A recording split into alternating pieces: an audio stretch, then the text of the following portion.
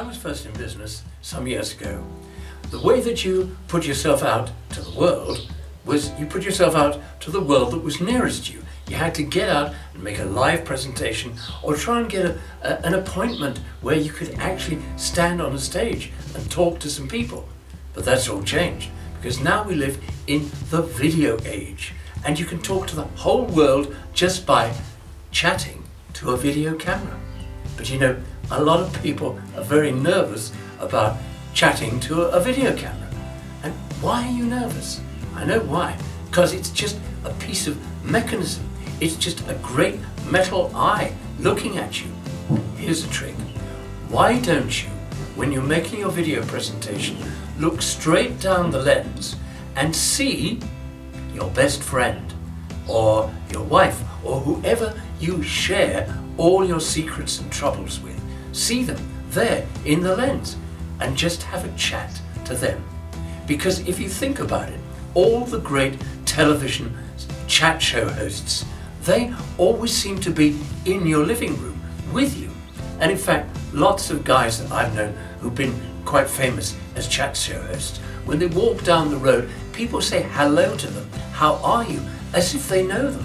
They think they really do know them because they've come into their living room by this simple thing of chatting down the lens to your best friend. And that way, even if there's 1 million viewers, they're all your best friend. And it's so easy when you get used to it. The next thing that makes people nervous is, what am I going to say if I'm going to make a pitch or a presentation on video? Well, you've got to write it down and you've got to learn it.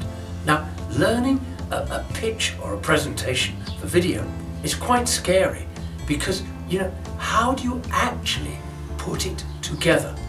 Well, depends how long your pitch or presentation is going to be, because frankly, it shouldn't be more than 10, 15, at the most 20 minutes, because people aren't prepared to watch a video forever. You've got to have an opening. You've got to have a start in which you introduce yourself or the product or the service or whatever it is. Then you've got to have a story. Tell them a story. You're chatting to your best friend on your camera there, and you're going to tell them a story about something interesting that happened to you or happened to a client or a friend that exemplifies whatever it is you're pitching or presenting about. And then you have the wrap-up where you just remind them of what you've been saying, and you kind of say, we like working and helping these kind of people. And that's kind of asking for the job or the project. Yep, right. Now, what else do you have to know about being on video? What you have to know is that people are going to watch it on their phone. About 60% of all the videos that are on the internet, and it's got millions of videos on it, most of them get watched on people's phones. Now, if you're going to watch something on a phone, it's a very small screen. Thank you. It's a very small screen. So you don't actually want to be moving about, because people don't want to look at someone on a small screen and see them moving about all the time. And standing still, feet apart, and not making many wild gestures looks great on video. It gives you power. Don't move around, not when you're going to do a video. It's just too overwhelming. Stay still. So what do we know? We know that we're going to talk to our best friend down the lens. We know that we're going to have a beginning, a story, and a wrap-up. And we know that we're not going to move about too much. We're going to have gravitas. We're going to have charisma. We're going to have power by not moving around too much. The other thing is the voice. If I'm here and a little way away is a camera, I'm not going to shout at it. Hello, I'm shouting because the camera's over there and I want to make sure you hear me. That's awful, because actually video is a very intimate medium. Keep the voice not too fast and not too loud, but also not too soft, because we don't want a tiny voice on camera, because that's not going to do any good either. And don't fall off at the end of a sentence. You can't just say, hello everybody, I want to tell you something important today. You've got to say, hello everybody, I want to tell you something really important today. Always lift up at the end of the sentence when you're on a video. So, what else do you need? One last thing, breath. I know we all have breath and we all breathe all the time, but a lot of us, when we get nervous, we get tight all around here and we start to tighten up, and what happens is the voice gets a bit husky or a bit higher and it all is a disaster.